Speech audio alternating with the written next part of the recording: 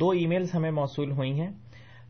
ایک تقریباً دونوں موضوع سے ہی متعلق ہیں. محمد امین صاحب یہ پوچھنا چاہتے ہیں کہ آئی ایم ایف یعنی international monetary fund, world bank اور یو ایس اے اور اسی طریقے سے انہوں نے بعض اور گروپس کے نام لیے ہیں کہ کیا یہ تو دجال نہیں ہے اس دور کے. اور اسی طریقے سے تصدق بھٹی صاحب نے یہ ای میل کر کے پوچھا ہے کہ اگر دجال کی تمام نشانیاں پوری ہو چکی ہیں تو دراصل دجال ہے کون؟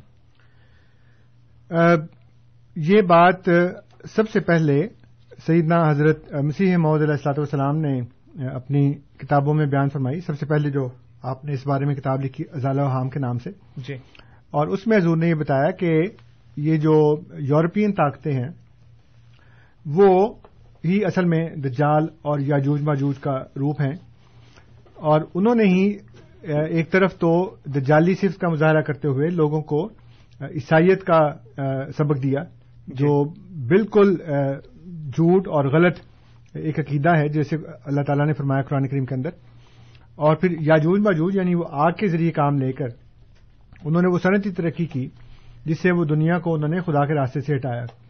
تو جو دجالی طاقتیں ہیں اس وقت وہ یورپین اقوام وہ ہیں.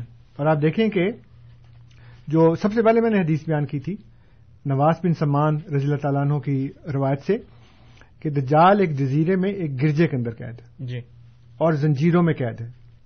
صرف یہ نہیں کہ وہ گرجے کے اندر بیٹھا ہوا ہے بلکہ وہ زنجیروں میں ہے. اب آپ دیکھیں کہ برطانیہ ایک جزیرہ ہے اور وہاں پہ جو مذہب ہے وہ عیسائیت ہے. جی، تو گرجے سے پتہ لگا کہ وہ عیسائیت اس کا منبع اور مرکز اور مصدر ہے اور ہے وہ جزیرے کے اندر. تو وہ دنیا میں واحد جزیرہ جہاں پہ عیسائیت تھی وہ برطانیہ تھا اس وقت.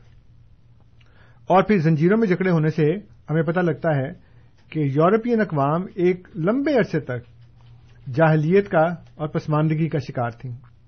جی، جس وقت اسپین میں مسلمان اتنی ترقی پہ پہنچے ہوئے تھے اس وقت باقی یورپ کا یہ حال تھا کہ ان کو نہانے کے لیے صابن نہیں ملتا تھا.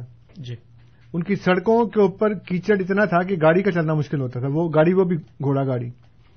اور وہ نہاتے نہیں تھے کئی دن اس لیے کہ صابن نہیں تھا ان کے پاس، تعلیم نہیں تھی ان کے پاس. وہ پڑھنے کے لیے بغداد اور اسپین اور دمشق آیا کرتے تھے. لیکن اس کے بعد پھر یورپ میں نشت ثانیہ کا اور رینیسانس کا ایک ایسا دور آیا جس میں انہوں نے وہ زنجیریں توڑ دیں. گویا اس سے پہلے وہ زنجیروں میں تھے. جی، تو یہ جو یورپین اقوام ہیں وہ پھر وہاں سے باہر نکلی ہیں اور انہوں نے پوری دنیا میں کلونیلزم کے نام سے ایک ایسی تحریک کا آغاز کیا جس نے افریقہ کو اپنے چنگل میں لیا، اس نے ایشیا کو اپنے چنگل میں لیا. جو معلوم آبادیاں تھیں وہاں پہ تسلط اپنا جمایا تجارت کے ذریعے، حملوں کے ذریعے.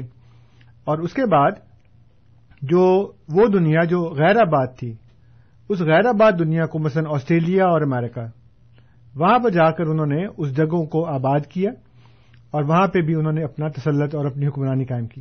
جی، تو یہی قومیں ہیں جو جیسے میں نے عرض کیا کہ جب ہم ان کی نشانیاں بتائیں گے کہ وہ گدھا ہوگا اور وہ ایک جست میں کہاں سے کہاں پہنچے گا، اس کی لائٹیں ہوں گی، وہ چلتے وقت کہے گا کہ آج میں چلنے لگا ہوں.